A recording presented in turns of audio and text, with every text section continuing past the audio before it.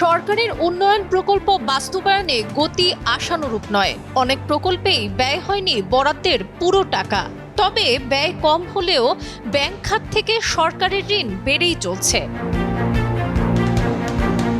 বাংলাদেশ ব্যাংকের তথ্য, চলতি অর্থ বছরের ২১শে মে পর্যন্ত নিট ঋণ দাঁড়িয়েছে প্রায় ৬০,০০০ কোটি টাকা। অথচ বছরের শুরুতে ঋণ ছিল ১৩,৫৭১ কোটি, অর্থাৎ ৫ মাসে ঋণ বেড়েছে প্রায় ৪৭,০০০ কোটি টাকা। এদিকে সংশ্লিষ্ট প্রতিষ্ঠানগুলোর তথ্য, সরকার প্রত্যাশা মতো রাজস্ব সংগ্রহ করতে পারছে না। সঞ্চয়পত্র থেকে ঋণও কমে গেছে। বিদেশি ঋণের ছাড় কমে আসায় সরকারের ব্যাংক নির্ভরতা বেড়েছে। এসব কারণে অর্থ বছরের শেষ দিকে ব্যাংক থেকে ঋণ নেওয়ার পরিমাণ অনেক বেড়েছে।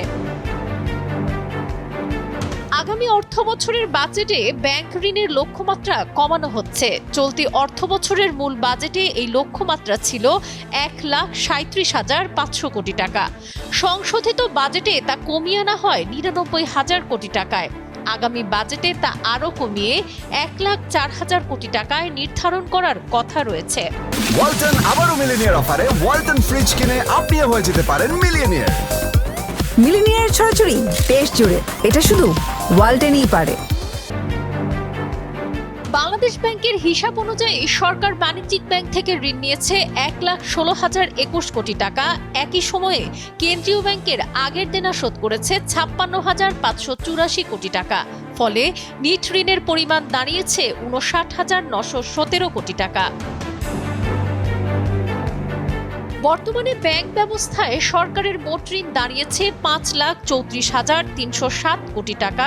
গত বছরের জুনে ঋণের পরিমাণ ছিল ৪,৭৪,৪৯০ কোটি টাকা।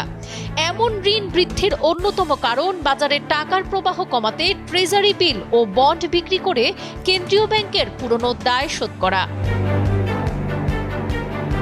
বাংলাদেশ ব্যাংকের এক কর্মকর্তা জানান, অর্থ বছরের শেষ দিকে সাধারণত সরকারের ব্যয় বেড়ে যায়।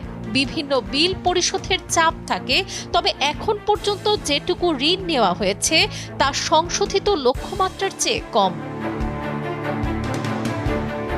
রাজস্ব আদায়ের গতিও খুবই ধীর। অর্থ বছরের প্রথম ৯ মাসে রাজস্ব আয় হয়েছে ২,৫৬,৪৮৭ কোটি টাকা। এটি গত বছরের একই সময়ের তুলনায় মাত্র ২.৭৬% বেশি। লক্ষ্যমাত্রার তুলনায় এটি অনেক কম। সঞ্চয়পত্র থেকে সরকারের ঋণও কমেছে। জানুয়ারি পর্যন্ত তা ৭,০১৩ কোটি টাকা কমে দাঁড়িয়েছে ৩,৩৯,২৫৬ কোটি টাকায়। সাবরিনা কাজী, কালের কণ্ঠ।